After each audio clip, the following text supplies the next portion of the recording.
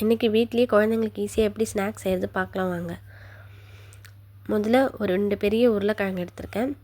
அந்த உருளைக்கிழங்கு நல்லா கழுவி சின்ன சின்னதாக கட் பண்ணி ஒரு 5 விசில் குக்கரில் வச்சு ஒரு 5 விசில் விட்டு வேக வச்சு எடுத்துக்கோங்க.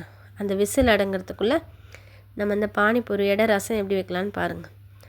அதுக்கு நான் புதினா கொஞ்சம், கொத்தமல்லி கொஞ்சம், காரம் உங்களுக்கு ஏற்ற மாதிரி ஒரு பச்சை மிளகாய், கொஞ்சம் புளி, கொஞ்சம் மிளகு, உப்பு, ஒரு வெல்லம் எடுத்திருக்கேன். இது எல்லாத்தையும் நல்லா கழுவி எடுத்துகிட்டு ஒரு மிக்ஸி ஜாரில் போட்டுக்கோங்க. மிக்ஸி ஜாரில் போட்டுக்கிட்டு இது நல்லா மழை அரைச்சி எடுத்துக்கோங்க.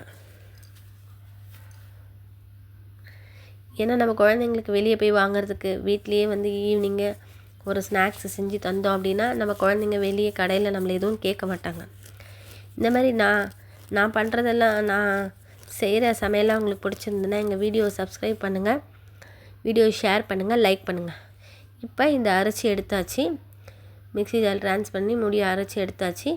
இப்போ இதுக்கு உங்களுக்கு எவ்வளோ அந்த ரசம் வேணுமோ அந்த அளவுக்கு நீங்கள் தண்ணி நல்லா ஊற்றி எடுத்துக்கோங்க. இதுவே 4 பேர் சாப்பிட்லாம் இந்த மாதிரி. அதுக்குள்ளே உருளைக்கிழங்கு வெந்துடுச்சு.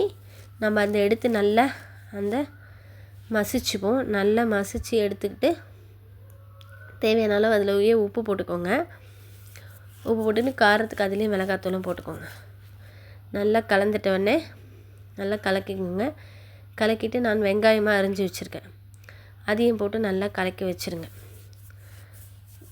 நல்லா கலக்கி வச்சுட்டேன்னா இப்போ இந்த பானிபூரிக்கு உள்ளே வைக்கிற மசாலாவும் தயாராகிடுச்சு, இந்த ரசமும் தயாராகிடுச்சு. இப்போ அதுக்குள்ளே நம்ம பானிபூரி பொரிச்சு எடுத்துகிட்டு வந்துட்டேன். இந்த பொரிச்சு எடுத்த பானிபூரியில்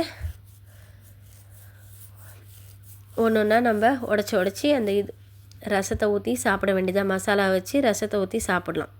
இது பாருங்கள், இப்போ வீட்லேயே நாங்கள் குழந்தைங்களுக்கு ஈஸியாக செஞ்சுட்டாங்க இந்த மாதிரி. ஏன்னா அப்போ தான் குழந்தைங்க வெளியே போய் எதுவும் கேட்க மாட்டாங்க. நமக்கு பிடிச்ச மாதிரி குழந்தைங்களுக்கு நம்ம செஞ்சு கொடுத்தோம் அப்படின்ற ஒரு திருப்தியும் இருக்கும். இதை சாப்பிட்டு பார்த்துட்டு எப்படி இருக்குது, நல்லா இருக்கா இல்லையா அப்படின்னு சொல்லிட்டு கமெண்ட் பண்ணுங்கள். எங்களுக்கு எங்கள் சேனலை